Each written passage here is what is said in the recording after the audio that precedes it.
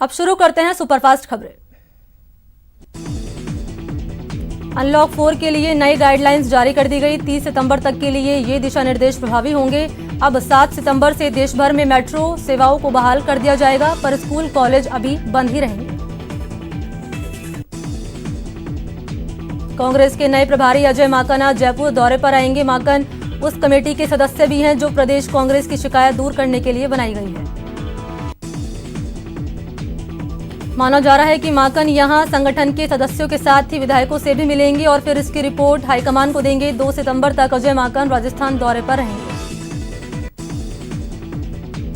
PCC chief ने कहा कि माकन 3 दिन तक प्रदेश के दौरे पर रहेंगे। इस दौरान वो पार्टी के वरिष्ठ नेताओं समेत कई कार्यकर्ताओं से मिलेंगे। सांसदों के विकास फंड को लेकर बड़ी गड़बड़ी सामने आई है। क्षेत्रीय ग्रामीण विकास और पंचायती राज विभाग 79 पूर्व सांसदों के एमपी लैंड के बैंक खाते बंद करना भूल गया।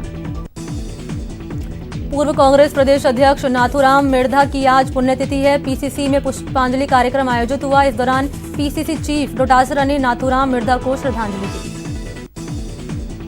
प्रधानमंत्री नरेंद्र मोदी ने मन की बात कार्यक्रम के जरिए देश को संबोधित किया। आपको बता दें, ये पीएम मोदी के मन की बात कार्यक्रम का 68वां संस्करण है। अनलॉक 4 से ठीक पहले प्रधानमंत्री नरेंद्र मोदी ने आज मन की बात के जरिए लोगों को कोरोना से लंबी जंग के लिए तैयार रहने की अपील की। खासकर त्योहारों के मौसम में सतर्क रहने की नसीहत दी। पीएम मोदी ने खिलौना उद्योग को मजबूती देने के लिए लोकल खिलौनों के लिए देश को तैयार रहने के लिए कहा। पीएम बोले कि कंप्यूटर गेम में भारतीय थीम को आधार पर बनाया जाए। मन की बात के 68वें संस्करण में प्रधानमंत्री नरेंद्र मोदी ने पोषण की जरूरत पर विस्तार से बात की। उन्होंने कहा कि पूरे देश में सितंबर महीने को न्यूट्रिशन मंथ के रूप में मनाया जाएगा। वहीं कांग्रेस लीडर राहुल गांधी ने मोदी के मन की बात पर तंज कसा। उन्होंने ट्वीट कर लिखा, जेईई एनईईटी की प्रवेश परीक्षा के छात्र चाहते थे कि पीएम परीक्षा पर चर्चा करे, लेकिन पीएम ने खिलौने पर चर्चा की। दिल्ली के उपराज्यपाल अनिल बैजल ने राजधानी में नीट और जेईई परीक्षा को स्थगित करने के लिए भेजे गए प्रस्ताव को खारिज कर दिया। दिल्ली में ये परीक्षा तयशुदा समय पर सितंबर के पहले हफ्ते में होगी। नीट जेईई की परीक्षा कराने के केंद्र सरकार के फैसले का दिल्ली सरकार ने विरोध किया था। उप मुख्यमंत्री और शिक्षा मंत्री मनीष सिसोदिया का कहना था, या तो परीक्षा स्थगित होनी चाहिए या फिर उसके वैकल्पिक तरीके केंद्र को खोजने चाहिए। जम्मू कश्मीर के श्रीनगर में आतंकियों ने स्थानीय पुलिस और सीआरपीएफ के गश्ती दल पर हमला कर दिया। इसके बाद शुरू हुई मुठभेड़ में जम्मू कश्मीर पुलिस और सीआरपीएफ ने 3 आतंकियों को मार गिराया। मुठभेड़ में जम्मू कश्मीर पुलिस का एक असिस्टेंट सब इंस्पेक्टर भी शहीद हो गया। मारे गए आतंकियों के पास से हथियार और गोला बारूद भी बरामद किए गए। इलाके में सर्च ऑपरेशन जारी है। मुहर्रम पर सीएम अशोक गहलोत ने सच्चाई की राह पर चलने का संदेश दिया। सीएम ने कहा कि मुहर्रम के मौके पर हमें अपने देश के लिए किसी भी तरह की कुर्बानी देने और निडर होकर हक का साथ देने का संकल्प लेना चाहिए। देश की पहली सी प्लेन सेवा की शुरुआत 31 अक्टूबर से होगी। इस सेवा का आगाज खुद प्रधानमंत्री नरेंद्र मोदी करेंगे। पीएम मोदी अहमदाबाद से केवड़िया स्थित स्टैच्यू ऑफ यूनिटी तक सी प्लेन का सफर करेंगे। सुशांत सिंह राजपूत की मौत के मामले की जांच कर रही सीबीआई अब उनके परिवार वालों से भी पूछताछ करेगी। इस मामले में जांच एजेंसी सुशांत के पिता, बहनों और बहनोई को पूछताछ के लिए बुलाएगी। एजेंसी ने सुशांत की बड़ी बहन मीतू सिंह को समन जारी किया और कल उन्हें एजेंसी के सामने पेश होने के लिए कहा। मीतू ही 8 जून से 12 जून तक सुशांत के साथ उनके घर पर मौजूद थी। रिया ने हाल ही में एक इंटरव्यू में सुशांत के अपने परिवार से अच्छे संबंध नहीं होने के दावे किए थे। इसके अलावा रिया ने भी मीतू सिंह के आखिरी दिनों में सुशांत के साथ होने की बात कही थी। फिलहाल सिर्फ मीतू सिंह को बुलाया गया है। इसके बाद आगे भी सुशांत के परिवार के साथ अन्य सदस्यों से पूछताछ होगी। चित्तौड़गढ़ में 2 गुटों में संग्राम हो गया। पुराने रंजिश में 2 गुट आपस में भिड़ गए। इस दौरान दो पक्षों ने एक दूसरे पर लाठी डंडों से हमला कर दिया और 6 से ज्यादा लोग अस्पताल में भर्ती हुए। उदयपुर के गोगुंदा में बेकाबू ट्रोले ने बाइक को टक्कर मार दी। घटना में 3 लोगों की मौत हो गई, जबकि एक व्यक्ति गंभीर रूप से घायल हो गया। बताया जाता है कि तेज गति से आ रहा ट्रोला अचानक अनियंत्रित हो गया और रॉन्ग साइड में जाकर बाइक में टक्कर मार दी। सभी मृतक बाइक से रामदेवरा जा रहे थे। दौसा में घर में घुसकर हत्या का सनसनीखेज मामला सामने आया। करीब 3 बजे आभानेरी के पास कांच की ढाड़ी में एक अज्ञात हमलावर घर में घुसा और गहरी नींद में सो रहे एक युवक और उसकी मां पर हमला कर दिया। धारदार हथियार से हुए इस हमले में नींद में सो रहे युवक की मौत हो गई, वहीं उसकी मां गंभीर रूप से घायल हो गई। प्रतापगढ़ में पारसोला थाना पुलिस ने गांजे के खिलाफ कार्रवाई की और पुलिस ने अवैध गांजे की खेती करते एक आरोपी को गिरफ्तार कर लिया। पुलिस ने कार्रवाई के दौरान खेत से बड़ी मात्रा में गांजा बरामद किया और एनडीपीएस एक्ट के तहत मामला दर्ज कर लिया। बूंदी में मादक पदार्थ के खिलाफ पुलिस ने बड़ी कार्रवाई को अंजाम दिया और 2 आरोपियों को गिरफ्तार कर लिया। पुलिस ने आरोपियों के पास से स्मैक बरामद की। लालसोट मेगा हाईवे पर चेकिंग के दौरान सफलता मिली। बांसवाड़ा के घाटौल कस्बे में वार्ड नंबर 12 तेलीवाड़ा में देर रात 2 कारों में अचानक आग लग गई। अचानक आग लगने से मोहल्ले में हड़कंप मच गया। आग इतनी भीषण थी कि दोनों कारें आग की चपेट में आ गई।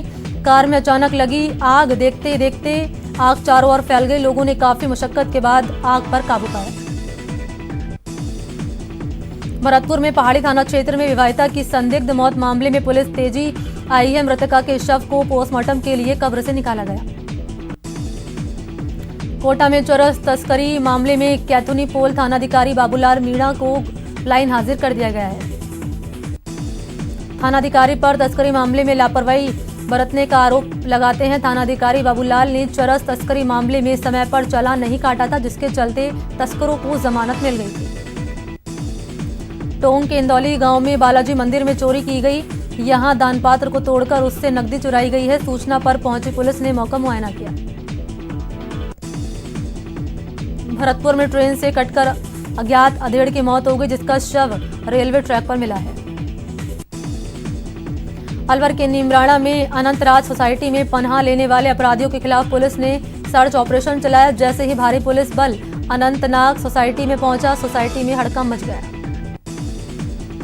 नीमराना थाना प्रभारी के नेतृत्व में पुलिस ने सोसाइटी में पहुंचकर वहां रहने वाले लोगों से पूछताछ की और सोसाइटी के लोगों से कागजात चेक करके जानकारी जुटाई।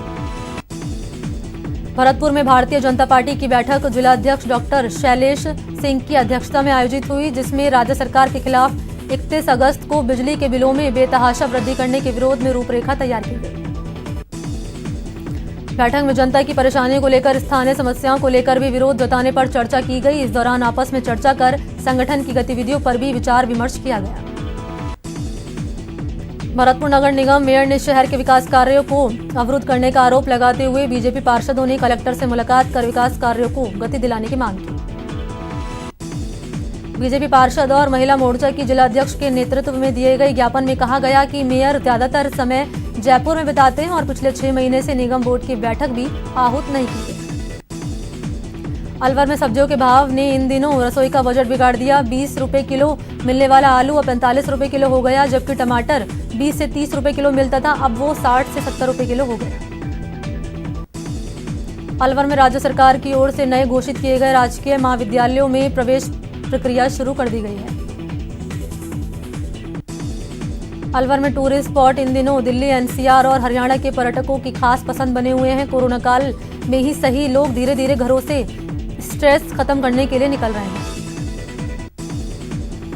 पर्यटक बाला किला और सागर जलाशय में देर तक बोटिंग करते आनंद ले रहे हैं और हल्की हल्की बारिश के बीच बोटिंग का लुत्फ उठा रहे हैं। डूंगरपुर में मुस्लिम समुदाय घरों में ही मुहर्रम का पर्व मना रहा है। कोरोना संक्रमण को देखते हुए सार्वजनिक आयोजनों पर रोक लगा दी गई है। सादुलपुर के बाद सेहुआ में कांग्रेस नेता सुरेंद्र सिंह राठौड़ की अध्यक्षता में त्रिवेणी पौधशाला नर्सरी का शुभारंभ किया गया। अजमेर लॉयंस क्लब का सामाजिक सरोकार लगातार जारी है, जिसके चलते आज क्लब के सदस्यों ने शहर में कई स्थानों पर लगाए गए पेड़ों की सुरक्षा को लेकर उन पर ट्री गार्ड लगाए। गुजरात में भारी बारिश का कहर है। कई इलाकों में तेज बारिश के बाद बोटाद कैचमेंट इलाके में बारिश से रामघाट बांध ओवरफ्लो हो गया। एमपी में भारी बारिश से सीहोर और होशंगाबाद में हालात बिगड़ गए हैं। एयरफोर्स के 2 हेलीकॉप्टर बचाव और राहत कार्य में जुटे हैं। सीहोर के बुदनी में नर्मदा नदी की बाढ़ की चपेट में आए सेमलबाड़ा गांव के 50 से ज्यादा ग्रामीणों को रेस्क्यू किया गया। एमपी के रतलाम में लहरों के बीच फंसे युवक को स्थानीय पुलिस और गांव के लोगों ने मिलकर रेस्क्यू किया। युवक बुद्धि नदी में सैलाब में फंस गया था। ओडिशा में बाढ़ अपना कहर ढा रही है। मशहूर भट्टेरिका मंदिर बाढ़ के चलते जलमग्न हो गया। मंदिर परिसर में पानी घुस गया। ओडिशा में लगातार बारिश के चलते जनजीवन काफी प्रभावित हुआ है। छत्तीसगढ़ के महानदी डैम के पानी छोड़ने के चलते ओडिशा के कई गांव पूरी तरह जलमग्न हो गए। ओडिशा के कटक घंटीखल गांव में बारिश के चलते जगह जगह जल जमाव हो गया।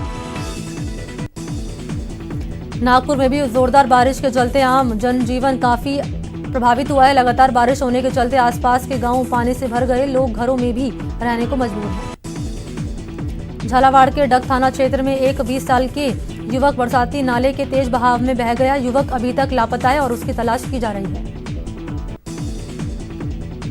पुलिस के मुताबिक युवक का नाम राधेश्याम है, जो अपने गांव पृथ्वीगढ़ लौट रहा था। उसी दौरान उधर से गुजरते बरसाती नाले को उसने पैदल पार करने की सोची और वो पानी में बह गया। बांसवाड़ा में देर रात से तेज बारिश का दौर जारी है। लगातार हो रही बारिश से माही बांध के सभी 16 गेट खोल दिए गए। माही बांध के 14 गेट 6-6 मीटर और 2 गेट आधा मीटर खुले हुए हैं। माही डैम के गेट खुलने से उदयपुर बांसवाड़ा मार्ग के लसाडा पुल पर पानी की लहर चल रही है। उदयपुर बांसवाड़ा मार्ग बंद हो गया है। जालौर में बारिश का दौर जारी है। बारिश से नदी नाले उफान पर हैं, जिससे सड़कों पर पानी की चादर चढ़ गई। दांतलावास नदी में कार चालक फंसे। डूंगरपुर के आसपुर और सावला क्षेत्र में भारी बारिश के चलते एक बार फिर नदी नाले उफान पर हैं। वहीं माही बांध के गेट द्वारा खुलने से बेनेश्वर धाम एक बार फिर टापू बन गया है। जिले भर में 4 इंच औसत बारिश दर्ज की गई, जिसमें सर्वाधिक बारिश आसपुर में 14 इंच दर्ज की गई। वहीं इसके अलावा साबला और निठाउआ में 8 इंच बारिश हुई। इधर गणेशपुर में 5 इंच, सागवाड़ा, गलियाकोट और धम्बोला में 2-2 इंच बारिश हुई। झालावाड़ में मुसीबत की बारिश का दौर जारी है। भारी बारिश से जिले की नदियों में जलस्तर बढ़ गया। मध्य प्रदेश से आने वाली नदियों से मुसीबत बढ़ गई। कालीसिंध समेत कई नदियों में जलस्तर बढ़ गया। कालीसिंध डैम के 6 गेट खोलकर 69,000 क्यूसेक पानी की निकासी हो रही है। पाली के देसुरी और सादड़ी क्षेत्र में हुई अच्छी बारिश के बाद कई नदी नाले उफान पर हैं, तो रणकपुर का देवातड़ा बांध भी ओवरफ्लो हो गया। सिंचाई विभाग के अधिकारियों के अनुसार 62.70 फीट भराव क्षमता वाले राणकपुर बांध पर सवेरे से 30 फीट की लहर चल रही है। बांध के ओवरफ्लो होने से मगाई नदी भी बहने लगी है। बांधों में पानी भरने से किसानों के चेहरे भी खिल उठे। भारी बारिश की वजह से रणकपुर से पूर्व नलवनिया बांध भी ओवरफ्लो हो गया। कोटा में भारी बारिश के बाद अब मगरमच्छ सामने आने लगे हैं। वन विभाग की लाडपुरा रेंज ने शहर के 2 अलग-अलग इलाकों से 2 मगरमच्छ का रेस्क्यू किया। 12 रोड के 11 मुखी हनुमान मंदिर परिसर में 4 फीट लंबा मगरमच्छ पकड़ा गया। वहीं दूसरा 6 फीट लंबा मगरमच्छ शहर के 80 फीट रोड स्थित अटवाल नगर के नाले में मिला। सूचना के बाद वन विभाग की टीम ने दोनों मगरमच्छ को रेस्क्यू किया और उसे मुकुंदरा टाइगर रिजर्व के सावन भादो डैम में छोड़ा। मध्य प्रदेश के भारी बारिश होने से एक बार फिर कोटा जिले की पार्वती नदी में उफान आया है। नदी में उफान आने से Kota Sheopur state highway 70 number ठप हो गया। नदी में उफान आने से स्टेट हाईवे की खतौली पुलिया पर 2 फीट पानी आ जाने से पुलिया डूब गई। नदी में उफान की वजह से पुल पर पानी की लहरें चल रही हैं। पानी के बहाव को देखते हुए खतौली थाना पुलिस ने पुलिया की ओर जाने वाले रास्ते को बैरिकेडिंग लगाकर सील कर दिया। कोटा बैराज के कैचमेंट इलाके में तेज बारिश के चंबल नदी में पानी छोड़ा जा रहा है। कोटा बैराज डैम में लगातार 7,282 क्यूसेक पानी की आवक हो रही है। जयपुर में इस महीने की 14 अगस्त को मूसलाधार बारिश हुई थी, जिसमें जयपुर के सुप्रसिद्ध गलता पीठ परिसर में काफी नुकसान हुआ है। वहीं गलता पीठ के यज्ञ कुंड में तो पूरा मिट्टी भर गई है। भरतपुर का ड्रेनेज सिस्टम खराब होने से सड़कों पर जलभराव हो गया, जिससे लोगों को परेशानी का सामना करना पड़ रहा है। तो वहीं लोहागढ़ स्टेडियम भी पानी से भर गया है। देश में बीते 24 घंटे में कोरोना के 78,761 नए केस मिले हैं। इसके साथ ही देश में कोरोना पॉजिटिव मामले 35 लाख को पार कर गए हैं। देश भर में पिछले 24 घंटे में 948 कोरोना मरीजों की मौत हो गई। इसके बाद अब मृतकों की संख्या 63,498 हो गई। मरुधरा में 603 नए केस के साथ कोरोना मरीज की संख्या 79,380 के पार पहुंच गई। इलाज के बाद 62,000 से ज्यादा लोग ठीक हो गए, जबकि 14,730 केस अभी भी एक्टिव हैं। प्रदेश में कोरोना से अब तक 1,033 की मौत हो गई। 24 घंटे में 7 मौत दर्ज हुई। अजमेर सेंट्रल जेल में फिर कोरोना विस्फोट हुआ। 14 कैदियों की रिपोर्ट कोरोना पॉजिटिव आई। आपको बता दें कि अब सेंट्रल जेल में 100 से ज्यादा कैदी पॉजिटिव हैं। सुबह की रिपोर्ट में जिले में कुल पॉजिटिव मरीज की संख्या 76 हो गई। जिले में संक्रमितों का आंकड़ा बढ़कर करीब 4100 हो गया और कुल मौत का आंकड़ा 86 पर पहुंच गया। कोटा में रेलवे कॉलोनी थाना के 9 पुलिसकर्मी कोरोना पॉजिटिव आने के बाद आज पूरे थाने परिसर को सैनिटाइज किया गया। वहीं चिकित्सा विभाग की टीमों ने स्टाफ के सैंपल लिए। पाली में कोरोना संक्रमितों का आंकड़ा लगातार बढ़ता जा रहा है। रविवार सुबह 11 बजे तक जिले में 130 नए कोरोना वायरस पॉजिटिव सामने आए हैं। कोटा में भी कोरोना कहर बरपा रहा है। बड़ी तादाद में पॉजिटिव रोगियों के सामने आने का सिलसिला जारी है। ऐसे में जिला प्रशासन ने 8 दिन के लॉकडाउन का फैसला लिया है। 6 सितंबर तक कोटा में लॉकडाउन रहेगा। एक ही दिन में 711 संक्रमित मामले सामने आने के बाद प्रशासन ने 8 दिन के लॉकडाउन का फैसला लिया है। कोटा में कोरोना की वजह से स्थानीय प्रशासन की ओर से की गई 8 दिन के लॉकडाउन की घोषणा पर विरोध शुरू हो गया है। पश्चिम बंगाल में कोरोना पॉजिटिव मरीज की संख्या 1,56,000 हो गई, जबकि 3,126 मरीज की मौत हो गई। तमिलनाडु में कोरोना पॉजिटिव मरीज की संख्या 4,15,590 हो गई, जबकि 7,133 मरीज की मौत हो गई और 3,55,787 लोगों को डिस्चार्ज कर दिया। दिल्ली में संक्रमित लोगों की कुल संख्या 1,71,366 हो गई और अब तक 4,404 लोगों की मौत हो गई। मध्य प्रदेश में कोरोना के मरीजों की संख्या 60,875 हो गई, जिनमें करीब 46,413 मरीज स्वस्थ हो चुके हैं, जबकि करीब 1,345 मरीज वायरस से जंग हार गए। महाराष्ट्र में कोरोना के मरीजों की संख्या 7,64,281 हो गई है, जिनमें करीब 5,54,000 से ज्यादा मरीज स्वस्थ हो गए, जबकि करीब 24,103 मरीज की मौत हो गई। उत्तर प्रदेश में कोरोना पॉजिटिव मरीज की संख्या 2,19,457 हो गई, जबकि 3,356 मरीजों की मौत हो गई और 1,62,741 लोगों को डिस्चार्ज कर दिया। गुजरात में कोरोना पॉजिटिव मरीज की संख्या 93,883 हो गई, जबकि 2,989 मरीजों की मौत हो गई और 75,762 लोगों को डिस्चार्ज कर दिया। आंध्र प्रदेश में कोरोना पॉजिटिव मरीज की संख्या 4,14,164 हो गई, जबकि 3,796 मरीजों की मौत हो गई और 3,12,687 लोगों को डिस्चार्ज कर दिया। बिहार में कोरोना पॉजिटिव मरीज की संख्या 1,32,935 हो गई, जबकि 679 मरीजों की मौत हो गई और 1,15,074 लोगों को स्वस्थ हो गए। दुनिया में कोरोना वायरस के अब तक 2,51,63,150 मामले सामने आए। इनमें 1,75,06,054 मरीज ठीक हो गए, जबकि 8,46,734 की मौत हो गई। सर्दी में कोरोना वायरस और विकराल रूप ले सकता है। ब्रिटेन की सरकार के लीक हुए एक दस्तावेज से पता चला है कि सबसे बुरी स्थिति में कोरोना ब्रिटेन में 85,000 लोगों की जान ले सकता है।